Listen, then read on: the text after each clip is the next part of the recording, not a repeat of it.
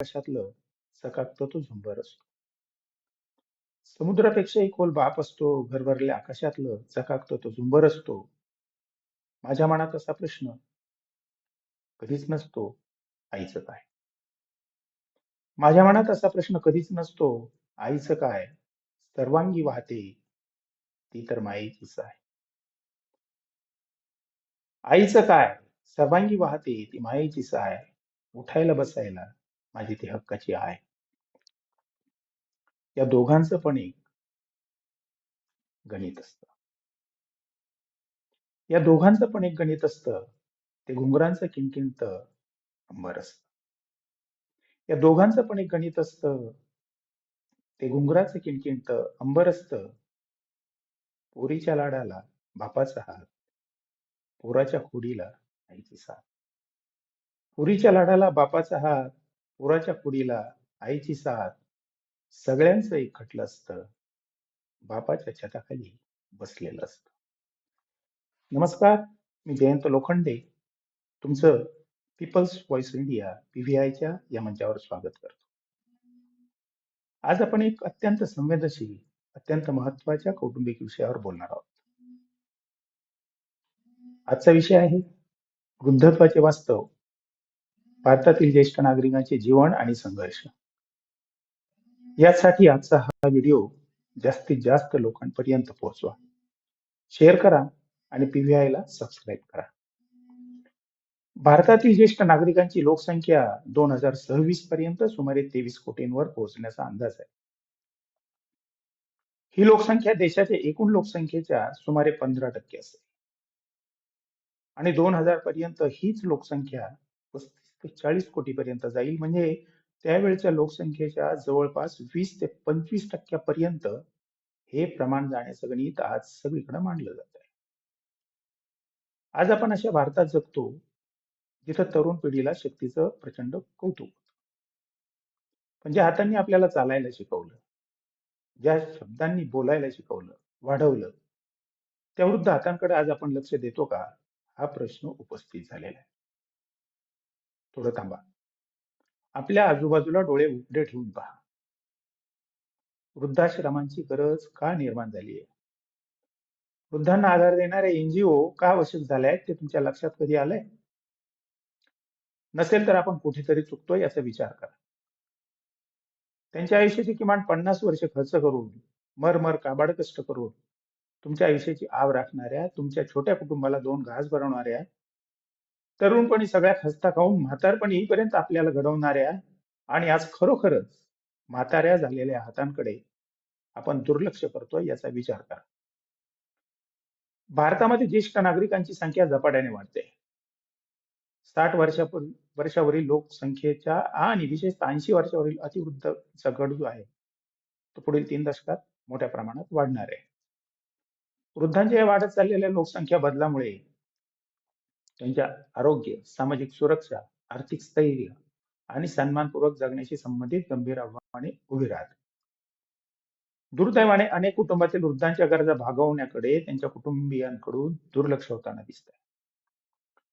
ज्येष्ठ नागरिकांमध्ये वयपरत्वे दिसणारे दीर्घकालीन आजार, शारीरिक अपंगत्व, आर्थिक असुरक्षितता, अपुरी पेन्शन, कौटुंबिक एकाकीपण या समस्यांच्या बरोबरच आज सामाजिक दुर्लक्षांसह शारीरिक मानसिक स्वरूपाच्या कौटुंबिक अत्याचाराच्या घटनांची संख्या वाढत आहे. या महत्वाच्या विषयावर सरकारकडे असणारी अपुरी धोरणे, क्लिष्ट कायदे आणि नोकरशाही नियंत्रित योजना या जरी असल्या तरी त्यांच्या अंमलबजावणीतील त्रुटी, अपुरा निधी या सगळ्यामध्ये राज्यानुसार प्रादेशिक असमानता मोठ्या प्रमाणात दिसून येत आहे. याचा फटका समाजातील सगळ्यात ज्येष्ठ असणाऱ्या नागरिकांना प्रचंड प्रमाणात बसलेला आहे. या पार्श्वभूमीवर स्वयंसेवी संस्था सरकारपेक्षाही काकणभर जास्तच ज्या एनजीओ आहेत त्या महत्वाची भूमिका पार पाडत आहेत. UNFPA चा जो इंडिया एजिंग रिपोर्ट आहे त्यानुसार भारतातील ज्येष्ठांची लोकसंख्या वेगाने वाढत असून 2050 पर्यंत 80 वर्षावरील वृद्धांची लोकसंख्या ही अनेक पटीने वाढणार. लॉंगिट्युडिनल एजिंग स्टडी इन इंडिया हे लासी यांनी जो प्रकाशित केलेला शोध निबंध आहे त्या शोध निबंधानुसार वृद्धांमध्ये आजार, अपंगत्व, आर्थिक असुरक्षितता आणि सामाजिक आधाराचा अभाव मोठ्या प्रमाणात आज आढळताना दिसतोय.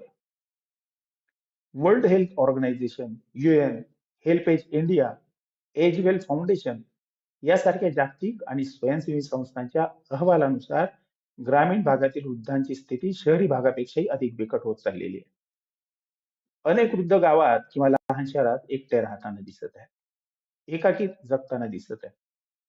वृद्धांकडे दुर्लक्ष व त्यांना एकटे सोडण्याच्या घटना वाढत आहेत. ज्येष्ठ स्त्रियांची स्थिती तर अधिक संवेदनशील बाब ठरलेली आहे. ज्येष्ठ महिला, विशेषतः विधवा, अधिक असुरक्षित अशा आज समाजामध्ये आहे. त्यांचे आयुर्मान जास्त असणे, आर्थिक कौटुंबिक परावलंबित्व, कुटुंबात होणारे दुर्लक्ष किंवा एकाकीपणाची समस्या या वृद्ध स्त्रियांपुढे पुरुषांपेक्षाही जास्त तीव्रतेने समोर आलेली. या परिस्थितीत भविष्यातील धोक्याची घंटा आपल्या आजूबाजूला आजच वाजायला लागली आहे. भारतातील ज्येष्ठ नागरिकांच्या ज्या प्रमुख समस्या आहेत त्यात आरोग्य आणि अपंगत्व या दोन महत्वाच्या समस्या ज्येष्ठ नागरिक वृद्धांसमोर आलेल्या आहेत. मधुमेह, रक्तदाब, हृदयरोग, दमा, संधिवात यासारख्या दीर्घकालीन आजारात भारतातील वृद्धांमध्ये मोठ्या प्रमाणावर सर्रासपणे आढळत आहे. आपल्या देशात वृद्धांसाठी स्वतंत्र रुग्णालय, अगदी प्रशिक्षित जेरियाट्रिक डॉक्टर्स आणि पुनर्वसन सेवा अत्यंत मर्यादित आहेत. त्या जवळपास नसल्यातच जमाय. तालुका स्तरावरील कोणत्याही प्राथमिक आरोग्य केंद्रामध्ये वृद्धांसाठी विशेष सुविधा कुठेही उपलब्ध नाही. जिल्हा रुग्णालयात तरी किमान स्वतंत्र ओल्ड एज वॉर्ड असणे आवश्यक असताना या नाकाऱ्या भारत सरकारची व राज्य सरकारची ही जबाबदारी काही संवेदनशील संस्थांनी उचलून वृद्धांना काही प्रमाणात आधार देऊन त्यांच्या समस्यांना समजून घेतल्याचं दिसतंय. आर्थिक असुरक्षितता, अपुरी पेन्शन हे महत्वाचे विषय आहेत. हेल्पेज इंडियाच्या सर्वेक्षणानुसार मोठ्या प्रमाणात लाखो वृद्धांकडे कोणतेही स्थिर उत्पन्न नाही. राष्ट्रीय सामाजिक सहाय्य कार्यक्रम जो आहे NSAP, त्या अंतर्गत मिळणारी वृद्धापकाळ पेन्शन अगदी अत्यल्प असून सध्याच्या महागाईत अपुरी ठरते. अनेक वृद्धांना या ज्या योजना आहेत, या योजना औषधोपचार घेण्यासाठी देखील पुरेसे सहाय्य करत नसल्याचं उघड दिसतंय. सामाजिक एकाकीपण व मानसिक आरोग्य हे महत्वाचे मुद्दे वृद्धांच्या संदर्भात आहेत. संयुक्त कुटुंब पद्धतीचा ऱ्हास, कुटुंबांचे शहराकडे स्थलांतरे आणि बदलती जीवनशैली यामुळे वृद्ध एकटे पडत चाललेले आहेत. कोविड-19च्या काळात वृद्धांमध्ये जे नैराश्य, भीती व असहायता मोठ्या प्रमाणात वाढली, ती नंतर कायम राहिली. करोडो वृद्धांचे आर्थिक शोषण आणि आर्थिक परावलंबित्व, मानसिक एकाकीपण आणि काही उदाहरणातून दिसणारा मानसिक छळ, शारीरिक हिंसा आणि कौटुंबिक दुर्लक्षाच्या घटना आपल्या आजूबाजूला वाढत आहेत. याबद्दल बहुसंख्य स्त्री पुरुष वृद्ध तक्रार करत नाहीत, कारण ते कुटुंबावर आणि त्या कुटुंबातील इतर सदस्यांवर अवलंबून असतात. काही राज्यांमध्ये वृद्धांसाठी चांगल्या योजना असल्या तरी अनेक राज्यांमध्ये आरोग्य व सामाजिक सेवा अत्यंत अपुऱ्या आहेत. ग्रामीण व आदिवासी भागांमध्ये तर वृद्धांची स्थिती अधिकच गंभीर अशी झालेली आहे. या प्रश्नावर स्वयंसेवी संस्थांची जी भूमिका आहे ती अतिशय महत्वाची ठरली आहे. हेल्पेज इंडिया वृद्धांवरील अत्याचार, त्यांच्यासाठीचे आरोग्य शिबिरे, मदत हेल्पलाईन चालवते. एजवेल फाउंडेशन सारखी संस्था सामाजिक आधार देते. यांच्या समस्यांचं संशोधन आणि सामुदायिक कार्यक्रमांचं आयोजन करते. देशभर हजारो स्थानिक संस्था वृद्धांसाठी अन्न, औषधे, कायदेशीर मदत व मानसिक आधार आज पुरवत आहेत.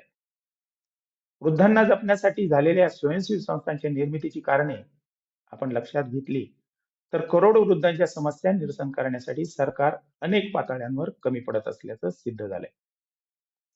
भविष्यात समोर येणाऱ्या वृद्धांच्या प्रचंड संख्येच्या खूप मोठ्या अदृश्य सामाजिक समस्येवर सरकार आज गंभीरतेने काम करताना दिसत नाहीये.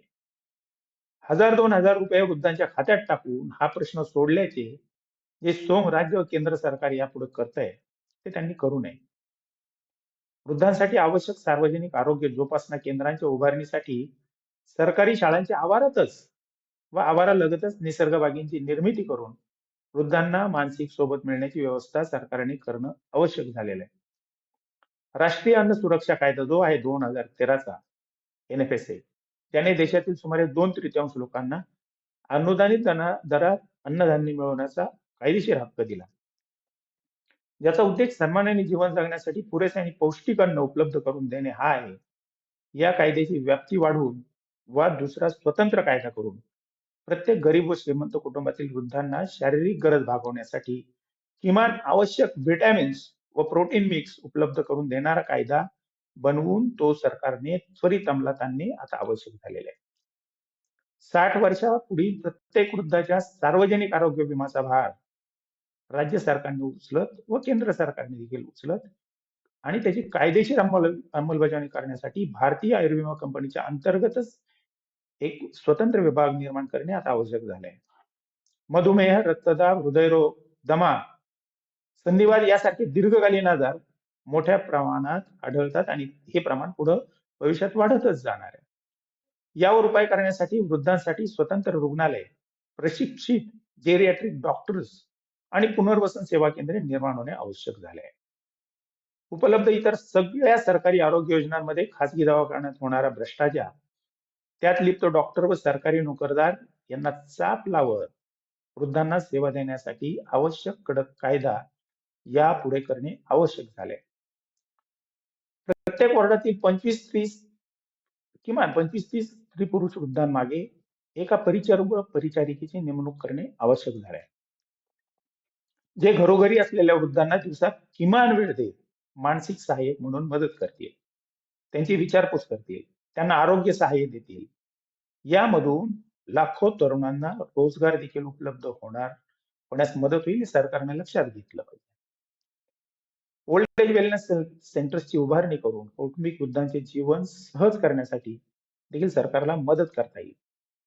यामध्ये योगा, मनोरंजन, समुपदेशन अशी कामे करता येतील. या सेंटर्स पर्यंत वृद्धांना जाण्याची सुविधा सरकारने उभारणे आवश्यक आहे. कुटुंबबाह्य वृद्धांना आवश्यक वृद्धाश्रमांची निकड आज असली तरीही कौटुंबिक वृद्धांसाठी ओल्ड एज वेलनेस सेंटरची उभारणी 2050 पर्यंत कोणत्याही परिस्थितीत करणे आवश्यक ठरणार आहे. ज्येष्ठ नागरिकांसाठी राष्ट्रीय धोरण जे आहे NPOP, ते सन्मानपूर्वक जीवन, आरोग्य, निवारा व संरक्षणाची हमी देत असलं, पालक व ज्येष्ठ नागरिकांचे भरण पोषण आणि कल्याण कायदा जो आहे 2007चा मुलांकडून देखभाल न झाल्यास कायदेशीर संरक्षण जरी देत असलं तरी लाखो घरात वृद्धांची हेळसांड वेगवेगळ्या कारणांमध्ये होत असल्याचं सतत दिसून येतं.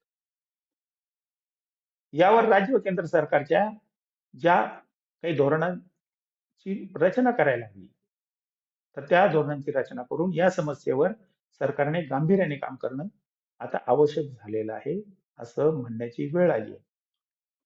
कशा घरातल्या वृद्धांना सोन्या चांदीची अपेक्षा नसते.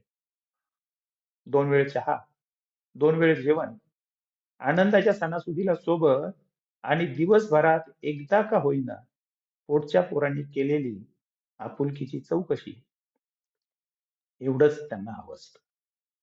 काय एवढं देखील आपण या सिनियर्सना देऊ शकत नाही? सुदृढ स्त्री पुरुष वृद्ध हे सुदृढ राष्ट्राची ओळख ठरतात आणि या वृद्धांचे एकाकीपण त्या राष्ट्राला लाज वाटायला लावण्यास पुरेसे ठरते, हे सरकारने लक्षात घ्यायला हवं.